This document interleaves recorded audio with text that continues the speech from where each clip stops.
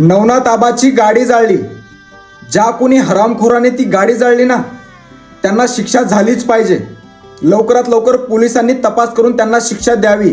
कारण मी पहिल्यांदाही बोललो होतो, जात डोक्यात ठेवून मी व्हिडिओ कधी बनवतही नाही, बनवणारही नाही.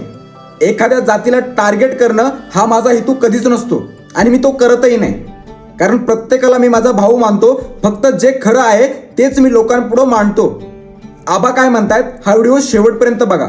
तर ही अज्ञात म्हणण्यापेक्षा मनोज जरांगे यांच्या जवळच्या मनोज जरांगेच्या अवतीभोवती फिरणाऱ्या लोकांनी ही गाडी जाळवण्याचा प्रयत्न केलाय. गाडी आणून दाखवाव्यात, दुसऱ्याला समोर करून जरांगेचं हे कृत्य चुकीचं. जरांगे पादरा प्राणी, तर तो अतिशय बिंडोक असणारा आणि भित्रा प्राणी, ते दुसऱ्याच्या हातून दुसऱ्याच्या लोकांचं वाटोळ करण्याचं काम करतो. कारण की गुन्हे जरी दाखल झाले तर जरांगे होणार नाही, दुसऱ्यावर होणार आहे. यापूर्वी सुद्धा त्यांनी अनेक मराठा तरुणांना असंच फसवले. कारण की छत्रपती शिवरायांनी कधी पाठीमागून वार केलेला आणि तुम्ही पाठीमागून वार करता. समोर येऊन लढायचं असतं, समोर येऊन बोलायचं असतं. आणि ही विचाराची लढाई, तुमच्या आरक्षणाचा तुमचा लढाई, आमच्या आरक्षणासाठी आम्ही लढतोय आणि तू लढा लढत राहणार. आम्ही काही बंद करणार नाही, फक्त आम्ही खरं बोलतोय.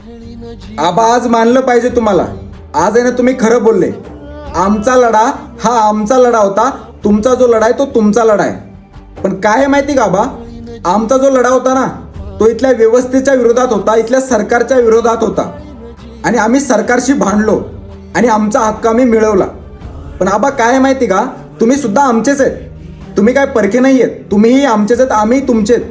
पण तुम्ही काय करा माहिती का, तुमचा लढा नक्कीच आहे. तुम्हालाही संविधानाने अधिकार दिलाय आणि संविधानाने जो अधिकार तुम्हाला दिलाय तो तुम्हाला मिळालाच पाहिजे.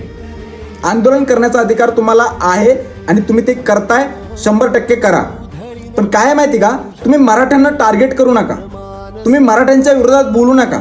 तुमचं प्रत्येक स्टेटमेंट हे मराठ्यांच्या विरोधात असतं. तुम्ही इथल्या सरकारला काही बोलतच नाहीयेत. अहो भांडा, या सरकारला एवढा जोरदार पद्धतीने भांडा ना, तुमचा हक्क, तुम्हाला जो काय तुमच्यावर अन्याय होतोय तो तुम्हाला अन्याय दूर झालाच पाहिजे. पण इथल्या सरकारला तोडवा, इथल्या सरकारला बोला काय बोलायचं ते.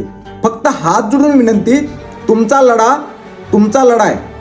फक्त मराठ्यांना काही बोलू नका, मराठ्यांना टार्गेट करू नका. कारण मराठे तुमच्या विरोधात कधीच नव्हते. हे मराठे सुद्धा तुमचेच भाऊ आहेत. आणि हात जोडून विनंती, आता तुम्हाला भांडायचंय ना तर या सरकारला भांडा.